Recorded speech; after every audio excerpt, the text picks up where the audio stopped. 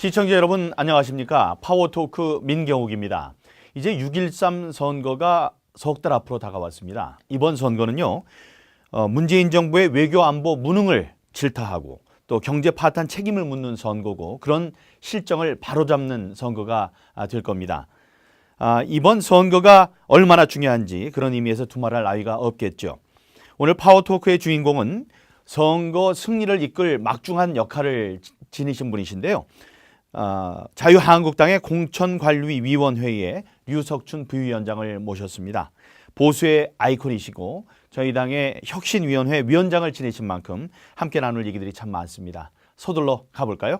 유석춘 부위원장과 함께하는 민경욱의 파워토크 오늘 순서 출발합니다. 네, 유석춘 부위원장님 시간 내주셔서 감사합니다. 불러주셔서 고맙습니다. 예, 다들 알고 계시지만 유석춘 부위원장님께서는 연세대학교 사회학과 교수시고 보수의 아이콘이시자 또 대표적인 보수 농객이십니다. 저희 자유한국당 1기 혁신위원장을 지내셨고 이번에는 공관위 부위원장이라는 아주 중책을 맡으셨는데 소감을 먼저 한 말씀 듣고 싶습니다. 네, 제가 보수 진영의 연구자로서 또 글 쓰는 사람으로서 일정한 역할을 해왔던 것은 사실인데 당에서 저를 이렇게 중용해서 요새 제가 그 역할을 잘 할 수 있는 사람인가 하는 그 걱정이 많이 앞서면서 최선을 다하고 있습니다. 네. 예, 그렇게 걱정하지 않으셔도 잘 하시고 계시다고 제가 듣고 있고 또 그렇게 믿고 있습니다. 네. 지방선거가 이번에 어려울 것이다. 하지만 의외로 선전할 수도 있다. 이걸 벌써 올해 초에 한 인터뷰에서 말씀하신 적이 있었습니다. 그렇습니다. 예. 박근혜 전 대통령이 불통이라고 다들 민심이 돌아섰었는데 문재인 정부 1년을 겪으면 효통이 얼마나 위선적인 것인지 국민들이 깨닫게 되실 것이다. 이렇게 말씀을 하셨는데 그 생각에는 변함이 없으신지요? 변함이 없고 신기하게도 제 말이 맞아 들어가는 것 같아서 한편으로는 다행이다라고 생각하면서 다른 한편으로는 나라는 참 걱정이다 하는 생각이 듭니다. 그러니까 박근혜 대통령이 사실 정치적인 평가를 여러 각도에서 할 수 있고 일부 좌파 소위 진보 진영에서 하듯이 국정농단을 했다 박근혜 대통령이 그런 식의 평가는 저는 동의하지 않습니다. 다만 그 국민들과 혹은 또 지지자들과 충분히 소통하지 못해서 여러 가지 본의 아닌 국정 실패 현상이 벌어졌고 그 부분 때문에 보수가 정말 괴멸당하는 이제 그 어려움에 처하게 됐는데 다행히 당에서 이제 체제를 정비하고 이제 한국당이 야당이 되면서 새로운 그 지도자와 함께 체제를 정비하고 천천히 그렇지만 뚜벅뚜벅 국민들의 지지를 받는 노력을 기울여서 지금은 20%대를 상회하는 이제 평균적으로 전국에서 지지를 받고 있는 이제 상황으로 왔고 이게 이제 지역에 따라서는 경상도 쪽에는 40%대까지 올라가 있고 해서 앞으로 한 석 달 동안 더 잘하면은 이제 선거에서 우리가 이길 수 있는 상황도 벌어지지 않을까 하는 예상이 들고요. 그 와중에 이제 북핵 문제나 이제 외교 통상 문제 또 경제 문제 이런 여러 가지 문제들이 이제 문재인 정부가 얘기하는 게 너무 사람들에게 이렇게 이제 직접 다가가서 겪어보니까 이건 아니지 않느냐는 그 반응이 많고 특히 최근에는 그 미투 운동의 그 여파로 이상하게도 좌파 진영이 그 타격을 많이 받으면서 예컨대 충청도 민심은 지금 굉장히 그 안희정 지사 사건으로 인해서 말하자면 여당을 지지하던 민심이 갈대를 잃고 저희 쪽으로 올 가능성이 상당히 높아지고 있는 상황이 아닌가 해서 예상하지 못했던 것까지 겹치면서 자유한국당의 선거 그 기대감이 좀 고조되고 있는 그런 상황인 것 같습니다. 네. 앞으로 이제 남북 정상회담도 있고 북미 정상회담도 있기 때문에 여러 가지 분수령이 또 마련되겠지만은 홍준표 대표께서는 5월이 되면은 또 우리가 예상치 못했던 일들이 벌어질 수 있다 이렇게 얘기를 하셨습니다. 네. 그러니까 말씀하신 대로 지방선거가 어렵다지만 여러 가지 흐름적으로 봤을 때 낙담할 필요는 없다. 의외로 선전할 수도 있다. 네. 예. 그런 생각으로 저희들도 열심히 해야 되겠죠. 지금 문재인 정권은 특히 그 외교적으로 이제 남북 정상회담이나 미북 정상회담 이 굉장한 성과로 지금 이제 포장을 해서 국민들에게 지지해달라는 이제 어필을 할 텐데 제 생각에는 그거는 필요한 그러니까 북한의 핵 문제를 해결하기 위해서 필요한 절차에서 꼭 한 번씩 있어야 될 이벤트들이 이제 시간이 결정이 된 것일 뿐이지 그것이 반드시 북한의 핵 폐기로 핵 동결로 가면 아무 소용이 없습니다. 그렇죠. 핵 폐기로 가야 되는데 핵 폐기로 간다면은 쌍수를 들고 환영할 일이지만 핵 폐기로 간다는 보장은 사실 없는 게 지금 그 객관적인 여러 평가들이니까 두고 봐야 될 일이라고 생각합니다. 이번 선거가 저희 한국당으로서 매우 중요한 선거라서 3월 들어서 발빠르게 6.13 지방선거 체제로 당 체제가 전환을 하고 있습니다. 중앙당 공천관리위원회도 구성이 됐고 17개 지방 시도당에서도 시도당 중앙공천관리위원회가 구성이 됐습니다. 중앙당 공천관리위원회 부위원장으로서 이 공천관리위원회의 역할이 뭔지 좀 설명해 주시죠. 공관위 역할은 선거에 나가는 후보를 골라서 그 후보가 당선되는 그런 결과가 나오도록 그 어떤 후보를 고르는 게 좋은지 평가하고 추천하는 역할이죠. 네. 중앙공관위하고 이 시도당의 공관위와의 차이는 어떤 게 있습니까? 그러니까 이제 위계적인 관계이긴 한데 중앙공관위는 우선 그 시도당, 그러니까 전국에 있는 시도, 그러니까 경상북도다, 뭐 경기도다, 인천시다 하는 데의 광역 그 지자체 단체장을 추천하는 게 이제 기본적인 역할이고 거기에 더해서 요번 그 공관위에서는 최고위원회하고도 교감이 된 것으로 아는데 그러니까 예컨대 인구 100만 이상인 그 지자체 선거의 파급력이 크죠. 인구 100만이면은 조그만 도시는 뭐 20만 이런데 이제 100만이 넘는 도시는 관련된 인구가 많으니까 그런 데는 시도당에 맡기지 말고 중앙당에서 공천을 하자 하는 말씀을 지금 이미 대표가 지방에 다니면서 하고 계시고 저희도 그런 얘기를 했었고 또 하나는 지금 이제 선거에 필요해서 인재들을 계속 영입하고 있는데 그 영입한 인재들이 출전할 지역에 관해서는 공관위에서 최소한의 평가를 해서 적절한 인재면은 빨리빨리 투입하자. 그러니까 막 과거에는 경선이라는 절차에 매달려서 너무 그 본질적인 어떤 그 문제는 선거에서 이기는 건데 경선을 잘 했냐 못했냐 100% 완벽하게 했냐 안 했냐 하는 거에 매달려서 본선에서 경쟁력을 잃게 되는 경우도 많았습니다. 그러니까 당 내부 경선의 후유증으로 그 경선 결과 좀 패했다는 사람들 혹은 불만스러운 사람들은 선거 결과에 승복하고 선거 그 경선이 끝나면 이제 같은 편이 돼서 같이 일을 도와줘야 되는데 안 도와주거나 다른 데에 가버리거나 그런 일이 벌어지는 것을 최소화해서 오히려 본선에서의 경쟁력이 가장 중요하고 그 본선의 경쟁력을 높이기 위해서 필요하면 경선을 하고 필요하면은 전략 공천도 하고 하는 그 판단을 하는 데가 공관위라고 생각합니다. 공천 심사 기준이 궁금합니다. 이달 초에 6대 공천 기준을 발표하셨는데 네. 설명을 좀 해주실까요? 네. 첫 번째가 이제 당 정체성, 즉 이념적으로 철학적으로 자유한국당이라는 정당, 이제 자유를 굉장히 강조하잖아요. 요새 저희 당에서. 그래서 자유의 중요성을 이해하고 있는 분들이 후보가 돼야 된다라는 거고 두 번째는 당선 가능성이죠. 당연한 거고요. 그다음에 요새 뭐 이런저런 그 미투 운동으로 대표되는 이제 도덕성 문제, 뭐 여러 가지 도덕성이 또 여러 가지 차원이 있겠습니다만 기본적으로 저희 당 후보는 상대적으로 다른 당이랑 비교해서 도덕적으로 깨끗하다라는 평가를 얻을 수 있는 사람들로 해야 될 것 같고요. 또 정치 현장에서 일을 하게 될 분들이 그 전문성이 있어야 되죠. 자기 영역에서 최소한의 어떤 전문적 지식을 갖춘 분들.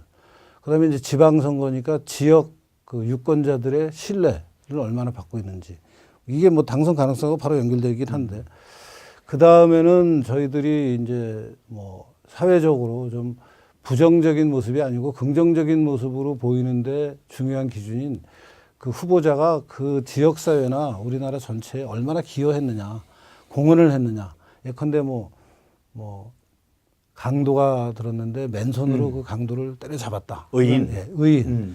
그런 일을 한 분들을 이제 예를 들을 수 있고요. 뭐 이제 여러 가지 어려운 상황에서 막 지하철에 빠지는 사람을 구한 경우 뭐 그런 좀 예외적이긴 하지만 돌발적인 상황에서 의협심을 발휘해서 다른 시민들을 구한 사람들 이런 분들한테는 가점을 주기도 네. 당연히 뭐 국가 유공자 예. 뭐 이런 분들한테도 가점을 주고 있습니다. 예. 강도가 들어서 꼭 맨손으로 때려잡아야 되는 건 아니겠죠. 아니겠죠. 그렇지만 이제 맨손으로 잡으면 더 감동이 커지는 거죠. 예, 예. 아, 예. 지금 뭐 말씀해 주신 여러 가지가 있지만 그 지역 유권자 신뢰도나 사회 기여도 지금 잠깐 설명을 해 주셨습니다만은 구체적으로 어떤 방식으로 평가를 하는지 평가 방법이 궁금합니다. 사회 기여도 의인 받으신 분들은 될 거고 지역 유권자의 신뢰도는 어떻게 측정할까요? 그게 이제 뭐 일부에서는 여론조사를 해도 되지 않냐 하는데 여론조사는 너무 피상적인 것 같고 이런 문제 굉장히 질적으로 들어가야 돼서 그러니까 그 지역에 살고 계시는 유권자들을 당무감사할 때 당무감사위원들이 찾아갔었습니다. 예컨대 그 지역에 뭐 미장원이나 네네. 목욕탕이나 택시 운전사, 네, 예, 택시 운전사 운전기사분들. 그러니까 사람들을 많이 만나는 그 업소에서 일하는 분들을 찾아가서 우리 당에 이런 사람에 대해서 어떻게 생각하느냐 그래서 평가를 하는 거죠. 이제 그런 식의 그 심층 면접이라고 그럴까요? 모두 다 할 수는 없을 텐데. 모두 다 할 수는 없지만 예, 중요한 그래도 부분. 중요한데 또 논쟁이 되는데 예. 그런 데는 그런 방식과 그다음에 또 그 지역에 오피니언 리더들이 있습니다. 어느 지역 사회나 그 오피니언 리더들로부터 간접적인 평가를 듣는 거죠. 이런 것들을 종합해서 예. 평가를 하는 게 이제 지역 사회 신뢰도, 지역 유권자의 신뢰도이죠. 예. 그렇군요. 예, 사회 기여도는 말씀하신 대로 그 뭐 전국에서 확보된 명단도 있다고 하더군요. 의인 한 70여 분. 아마 사무총장님이 네. 좀 아, 신경을 예. 써서 챙기고 계신 모양입니다. 그렇군요. 예. 그분들이 이제 출마를 하기를 원하신다면 우선적으로 배워야겠다. 그렇죠. 예. 그렇군요. 가산점 제도도 궁금합니다. 현역한테 그 유리하게 마련인 게 바로 이제 선거 제도인데 이런 공천 룰을 보정해서 여성과 청년 신인들에게 기회를 좀 넓혀주기 위해서 가산점 제도 하시는데 네. 그걸 좀 설명해 주십시오. 우선 그러니까 가산점을 받는 큰 카테고리가 세 가지가 있습니다. 그러니까 여성, 남자보다 여자들이 정치적으로 진출을 아직 좀 못하고 있으니까 기회를 더 주자라는 취지에서 여성에 주고 있고 또 기성세대랑 비해서 청년층이 정치적으로 좀 진출을 많이 할 수 있게. 근데 이제 여성 아시다시피 청년의 기준이 45살이죠.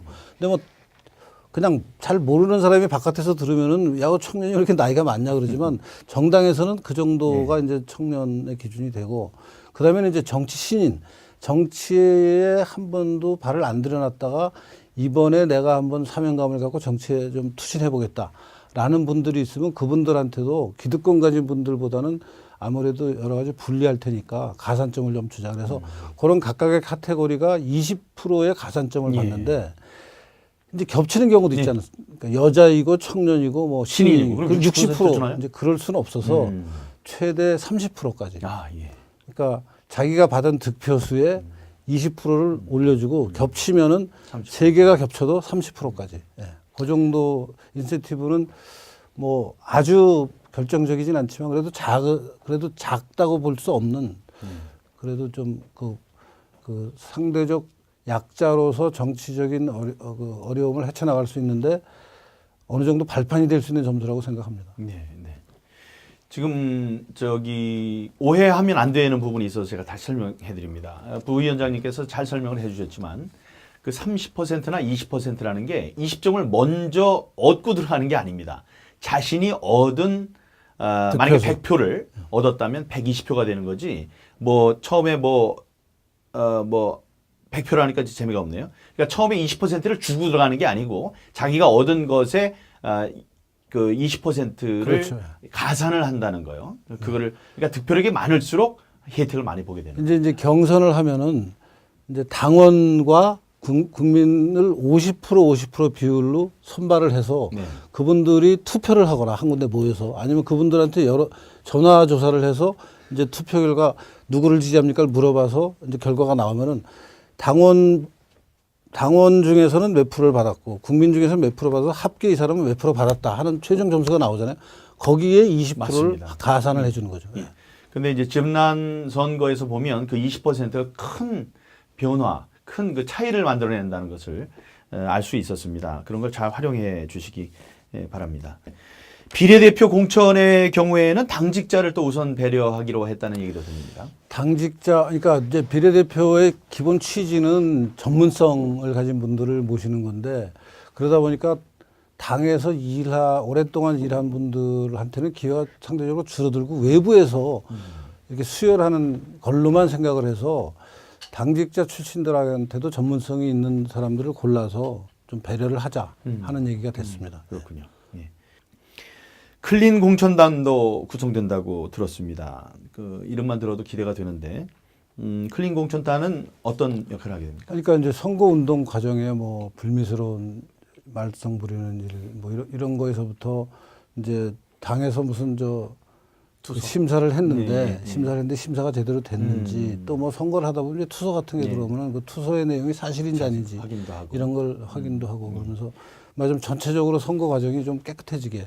그게 중앙당 차원에서 만들어지는 겁니까? 아니면 지역당에서 만들어지는 다 만들어지는 걸로. 예. 17개 그렇죠. 시도가 함께 클린 공천에 역점을 두는 걸로. 중앙당은 중앙당대로 하고 이제 저도 인천시당 위원장으로서 공관위원장을 맡고 있습니다만 시 안에서도 공관위원회 안에서도 그런 투서라든가 이런 게 들어오면 확인을 좀 하는 그런 절차를 마련하려고 하고 있습니다. 예, 공관위 부위원장으로서 그 이제 큰 활약을 해주실 것으로 조금 저희들 믿고 있고요. 관련된 질문 여쭤봤습니다. 이번에는 이런 질문 좀 드리겠습니다. 저희 자유한국당의 제1기 혁신위원회를 이끌어주신 위원장이셨고요. 그 당시에 혼란과 진통이 많았는데 정말 묵묵하게 혁신의 길을 걸어오셨습니다. 혁신위원장으로 활동하신 시기가 5개월 동안인데 8차에 걸쳐서 혁신안을 발표를 하셨어요. 백서도 내셨고. 그렇습니다. 마지막으로 신보수주의 선언을 발표하고 활동을 마감하셨고 다음에 이제 김용태 위원장이 배턴을 물려받았는데 돌이켜 보실 때 가장 보람됐던 일, 좀 아쉬웠던 일 이런 거 좀 말씀을 해주시죠. 처음에 이제 제가 혁신위원장을 맡았다는 게 이제 보도가 되니까 야, 한국당이 극으로 가는 거 아니냐 뭐 그런 얘기들이 많이 있었습니다. 사실 제가 선명한 우파 노선의 중요성을 강조한 사람은 맞지만 거기다가 극자를 붙이면은 이제 막 수단과 방법을 가리지 않고 우파적 가치를 실현하는 게 극우잖아요. 좌파에서도 극좌 그러면 좌파적 가치를 막 수단과 방법을 가리지 않고 관철시키려고 그러는 사람들을 극좌라고 부르는데 저는 뭐 극좌 붙을 그 행동이나 주장을 한 적이 한 번도 없고 다만 그동안은 이제 우파 정당이 우파적 가치를 철저히 내화하고 체화하고 그것을 실현하려고 그러는 노력을 하기보다 너무 쉽게 좌파와 타협하는 그래서 뭐 중도로 가야 된다는 필요할 땐 중도로 갈 수도 있지만 그게 자기 정체성을 중도로 좌파로 좌클릭을 자꾸 하는 그렇게 해서는 그 개혁이 되지 않는다라는 생각을 했고 가장 대표적인 사례가 레이건이나 대처 같은 사람들의 우파 개혁을 우리가 가장 성공적인 우파 개혁이라고 보는데 그분들이 중도로 간 게 아니거든요. 우파적 노선, 부국 강병을 강조해서 영국이나 미국을 정말 세계 중심국가로 다시 만들어냈고 우리도 그런 역할을 하는 게 대한민국의 우파 정당이고 이제 그런 생각으로 혁신위원장 일을 시작했고요. 그래서 일부에서는 비난이 있었지만 말씀해 주신 대로 그냥 제가 해야 될 일, 당에서 이거는 꼭 고쳐줬으면 좋겠다 하는 것들을 여러 가지 차원에서 만들었습니다. 이게 8차지만 항목으로 들어가면 굉장히 많은 항목들입니다. 그래서 그거를 어렵사리 아마 지금은 당원 당규에 100%는 아니고 대부분 반영이 된 걸로 알고 있고 예. 100%가 안 된 게 좀 아쉽기는 합니다만 뭐 그 정도로 만족하고요. 지금은 당이 그래서 그 덕분인지는 몰라도 이제 과거보다는 훨씬 더 우파적인 가치에 충실한 모습을 보이고 있는 것 같습니다. 예. 네. 이제 보수의 혁신은 보수 가치를 바로 세우는 방향으로 이루어져야 한다 이렇게 강조를 계속 하셨는데 보수의 핵심 가치를 다시 한번 짚어주신다면 뭐가 되겠습니까? 간단합니다. 우선 가족 가치가 제일 중요합니다. 보수는 가족을 중시합니다. 예. 그다음에는 시장 경제를 중요하고요. 국가 안보를 중시합니다. 이 세 가지. 더 이상 뭐 가정, 시장 경제, 국가. 국가 중에서도 이제 안보가 가장 중요하죠. 안보. 예. 아, 예. 튼튼한 부국 강병. 예. 그다음에는 시장을 적극 활용하는 경제 활동. 부국이네요. 그럼. 그다음에 이제 가족 가족 가치를 중요하게, 그러니까 좌파들의 문제가 가족 가치를 항상 그 마크스가 노력했던 것 중에 하나가 가족이랑 사유재산이라는 게 사람의 자유를 구속한다 그러면서 이걸 다 떼어 없자고 했잖아요. 근데 그게 또 좌파들 개혁을 가장 발목 잡는 모습이었거든요. 그게 이제 기독교 같은 종교하고도 갈등하고 했는데, 그래서 우파는 가족 가치를 누구보다도 소중하게 생각해야 되고, 실제 그런 그 우파적 가치를 소중하게 생각하기 때문에 요새 미투 운동이 저희 당 쪽으로 번지지 않나 하는 생각도 해봅니다. 번지지 않는 게 아니냐. 안 번지는 게 안 아닌가. 번진다. 예, 안 라고 번진다. 생각이 됩니다. 그렇군요. 가족을 좌파들은 상대적으로 소중하게 생각하지 않습니다. 오히려 가족을 때려 엎어야 된다고 생각합니다. 예컨대 좌파들이 저 동성애를 그렇게 중요하게 생각하잖아요. 동성애를 하면 가족이 재생산이 안 되거든요. 자기들 말로는 뭐 입양해서 재생산할 수 있다고 얘기는 하지만 우리가 생각하는 끔찍하네. 기준에서는 좀 뭔가 찝찝한 모습들이거든요. 찝찝하다는 표현은 너무 공손한 표현 같습니다. 예. 아, 이제 마칠 시간이 다가오는데 그 얼마 전에 책을 출간하셨어요. 박정희 전 대통령 하면 여러 가지 키워드가 있습니다만 성장의 그늘과 노동 착취론 뭐 이런 얘기를 하는데 그걸 사회학적 관점에서 반박을 하신 책입니다. 박정희는 노동자를 착취했는가? 이 책이 왜 화제입니까? 네, 그 책이 사실 그동안 제가 책을 여러 권 냈습니다. 대학 교수 생활하면서. 근데 이번 책같이 뜨거운 반응을 겪은 건 처음이고요. 지금 출판된 지가 한 달 정도, 2월 1일 날, 올해 2월 1일 날 나왔는데 지금 3세를 벌써요? 찍고 있습니다. 사실 교수가 요새 쓴 책이 그렇게 팔리는 적은 거의 없습니다. 근데 그 이유가 사실은 그 내용이 이제 누가 사보시는 거라고 생각하세요? 우파입니까? 좌파입니까? 아마 좌파들도 볼 겁니다. 왜냐하면 자기들이 그동안은 당연한 걸로 생각했던 것을 제가 반박하는데 반박을 그냥 말로만 하는 게 아니라 실증 자료를 가지고 다 반박을 해서 이 친구는 이 저자는 왜 이런 주장을 거리낌 없이 할 수 있게 됐는지를 궁금해하는 반대편도 있을 것 같고요. 또 우리 편은 우리 편대로 그동안은 박정희 대통령이 경제 발전시킨 것은 사실인데 노동자는 혹시 착취한 거 아니야 하는 생각을 많이 했거든요. 근데 제가 이번 책에서 정리한 것은 1970년대에 중화학공업화를 박정희 대통령이 시작하면서 그 중화학공업화가 성립하려면은 뭐 대규모의 자금도 필요하고 뭐 기술, 온갖 그 산업 차원의 기술도 필요하지만 일하는 인력이 쇠를 정밀하게 깎아서 예컨대 총알을 쏘면은 총열을 따라서 총알이 회전을 하면서 목표물에 정확히 가는 건 회전을 잘해야 되는데 이 총열을 깎는 걸 그때는 손으로 했습니다. 아이고. 그 손으로 하는 그러니까 이게 총알이 돌면 열도 무지 나거든요. 그렇죠. 그래서 쇠가 휘고 녹고 그럽니다.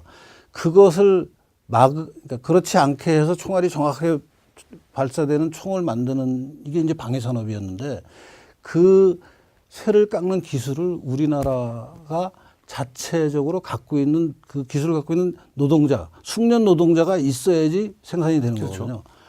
이제 생각을 해보면 당연한 일인데 그럼 그 사람들을 박정희 대통령이 채용해서 방위산업공단에서 일을 시켜가지고 그 사람들한테 월급 안 주고 막 일만 시키다가 피폐하게 만들었느냐? 아니죠. 아니죠. 그 사람들은 그 사람들대로 일한 만큼 보상, 그럼요. 일한 거 이상의 보상을 받으면서 세월이 가서 그 사람들이 지금 민주노총의 금속노조의 가장 전투적인 노조라고 불리는 현대차. 현대차가 사실 방위산업하고 바로 연결된 산업이거든요. 현대중공업 배 만드는데 방위산업하고 바로 연결된 겁니다. 무슨 현대위아 이게 옛날에 기아기공이라는 방위산업 공장 이런 회사들에서 근무하는 노동자가 1970년대에 공고나 직업훈련원 출신들이에요.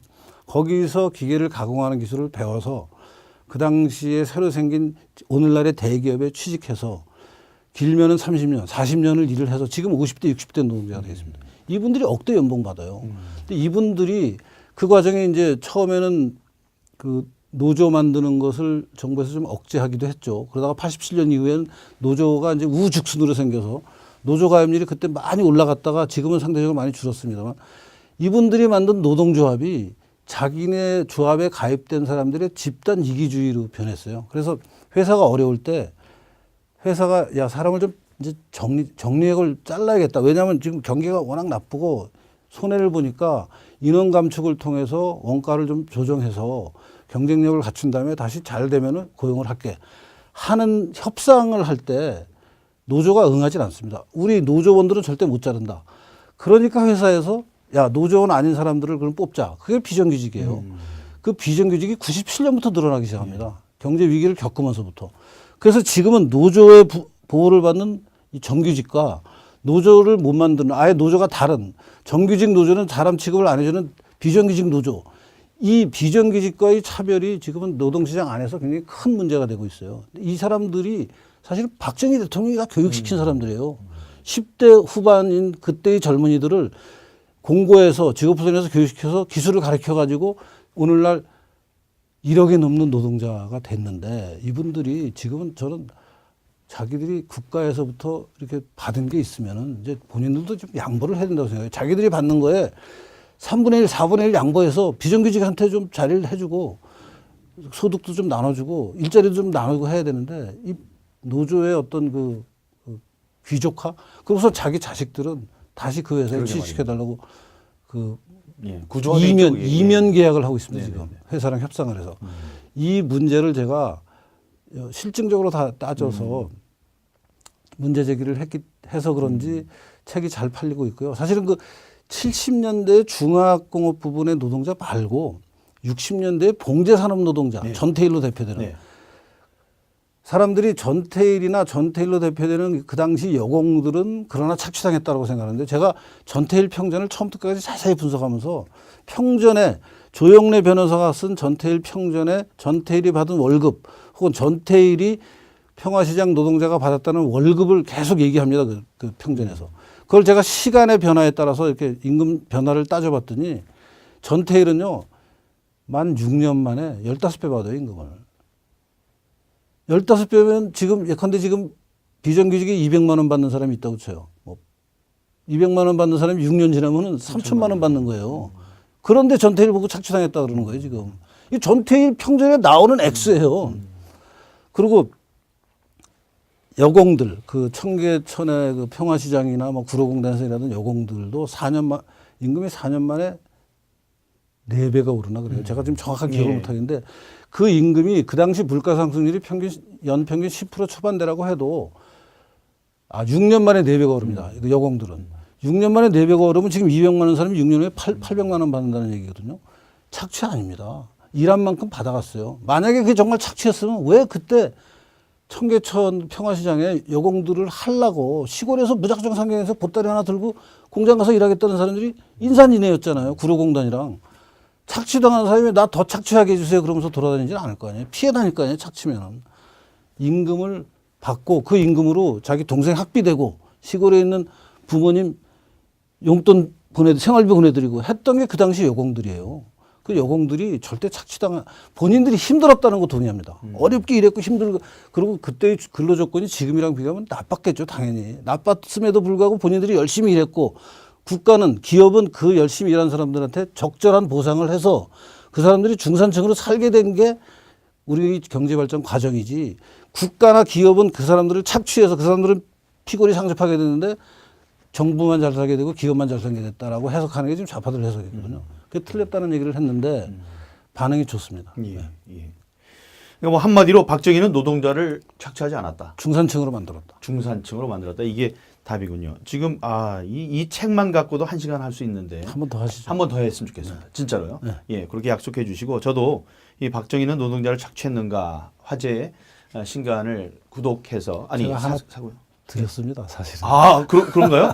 아직 도착을 안 한 모양이네요. 의원실에 제가 넣어드렸는데 그렇군요. 네, 아마 예. 보좌관이 보고 제가 있을 겁니다. 정독을 하고 다음번에 다시 이 문제로 네, 해서 한번, 더 하시죠. 꼭 할 말이 많습니다, 이 문제에 관해서. 다음 주에 하시든지 아니면 그렇게 저희 이 시간을 다시 한번 잡도록 하겠습니다.